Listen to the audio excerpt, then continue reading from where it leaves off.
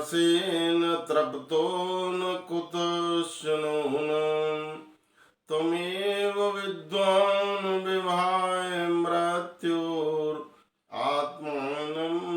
धीरम् अजरं युवानम्। सभी को इस प्रातःकालीन बाल सत्संग में सादर सप्रेम नमस्ते।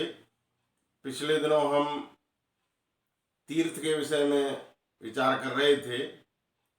तीर्थ का अर्थ होता है तारने वाले। हमारे जो ऋषि मुनि आचार्य प्राचीन काल में नदियों के किनारे, तालाब के किनारे, झीलों के किनारे, जंगलों में जहाँ जहाँ वो आश्रम बना करके रहा करते थे, वहाँ उनके उपदेश से अच्छी अच्छी बातें लोग सीखते थे, जिसके कारण वो स्थान भी तीर्थ स्थल कहलाए। वास्तव में जो तीर्थ होता है, तीर्थ का अर्थ होता है कुछ अच्छे गुणों को, कुछ अच्छे व्रतों को अपने जीवन में हम धारण करें। तो पिछले दिनों हम 7 तीर्थों के विषय में विचार कर चुके थे। आज है 8वां तीर्थ। इसका अर्थ है शुद्ध मन, मन की शुद्धता। मन में किसी प्रकार का रोग नहीं हो। कि एक होती है शारीरिक शुद्धता, एक होती है मानसिक शुद्धता। एक व्यक्ति के अंदर मन में बहुत सारा गड़बड़ है, बहुत कुछ भरा हुआ है, गलत भरा हुआ है, और वो गंगा स्नान भी कर सकता है, कहीं भी स्नान कर सकता है और अपने शरीर को स्वच्छ रख सकता है, लेकिन ये तो उसने बुराइयों को नहीं छोड़ा तो किसी भी तीर्थ का कोई लाभ नहीं है। इसलिए कहते हैं कि जो हमारे मन के अंदर जो बुराइयां हैं वो उनको हम धीरे धीरे साफ करें।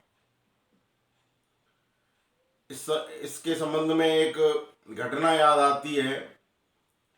मर्यादा पुरुषोत्तम श्री राम, लक्ष्मण और सीता जिस समय वन में घूम रहे थे, तो वन में जाते हैं तो वहां पर वो ढूंढते हैं कहाँ पर हमको निवास करना चाहिए, विचार करते हैं। तो वहां पर एक सन्यासी, एक साधु उनको मिल जाता है। राम जो है वो लक्ष्मण से कहते हैं इससे पूछ करके आओ कि हम कहाँ निवास करें। तो वो जो संत जो था उसके पास जब लक्ष्मण जी प्रश्न पूछते हैं तो वो संत अपने मुंह पर हाथ रख लेता है और एक चक्कर लगाता है और बोलता कुछ नहीं है।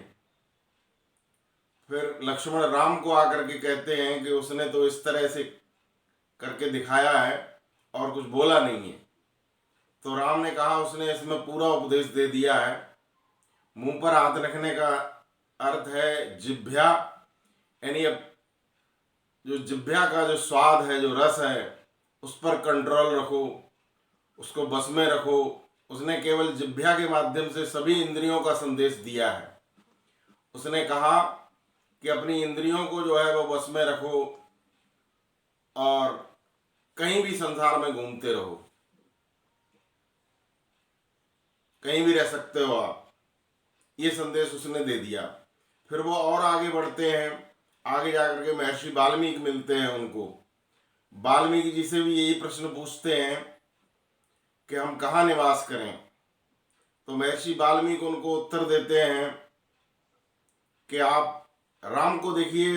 हम राम और कृष्ण जितने भी महापुरुष हुए हैं, इनके इतने अच्छे कार्य थे कि लोगों ने इनको भगवान की उपाधि दी।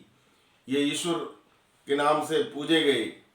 लोगों ने कहा कि वो तो भगवान थे, ऐश्वर्यवान थे। भगवान का अर्थ होता है जिसमें ऐश्वर्य हो वो भगवान कहलाता है। तो वाल्मीकि जी कहते हैं कि आप तो भगवान हैं, आपका कहाँ वास नहीं है।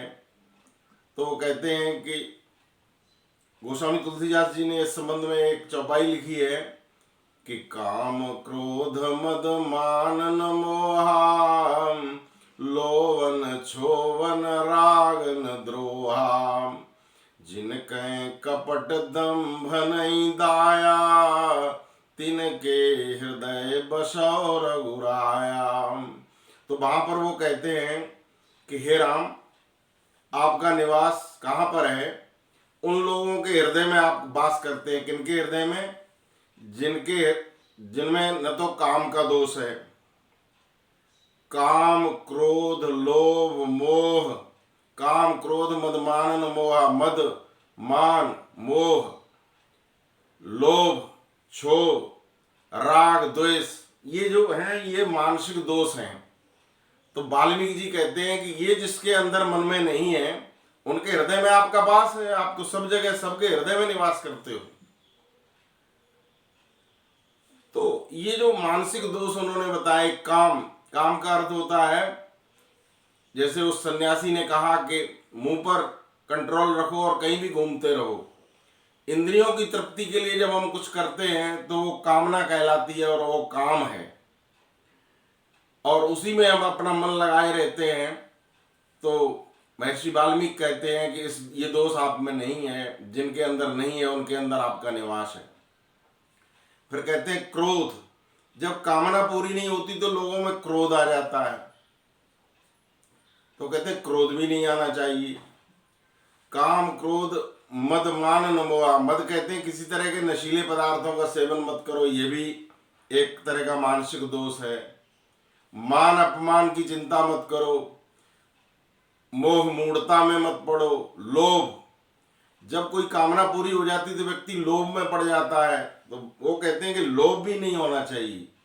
क्षोभ राग द्वेष, राग द्वेष भी मानसिक दोष है। राग का अर्थ होता है हम कुछ लोगों से तो प्यार करते हैं और कुछ लोगों से घृणा करते हैं।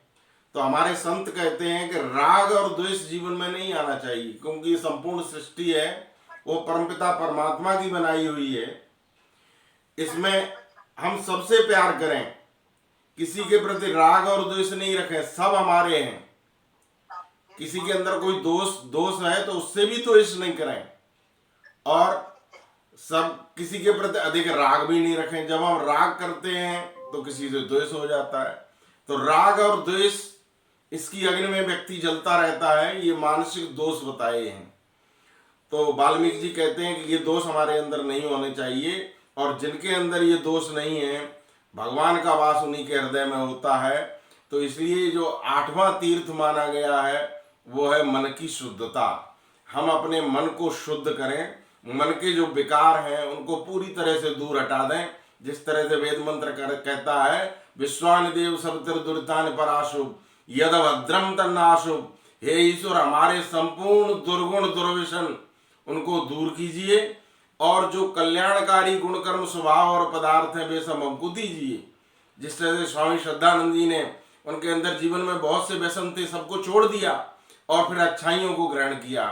तो ये जो 8वां तीर्थ है ये कहता है कि अपने मन को शुद्ध बनाओ, तभी हमारा कल्याण होगा। इसी के साथ मैं अपनी वाणी को विराम देता हूँ। ओम सम, सभी को धन्यवाद। धन्यवाद आचार्य जी।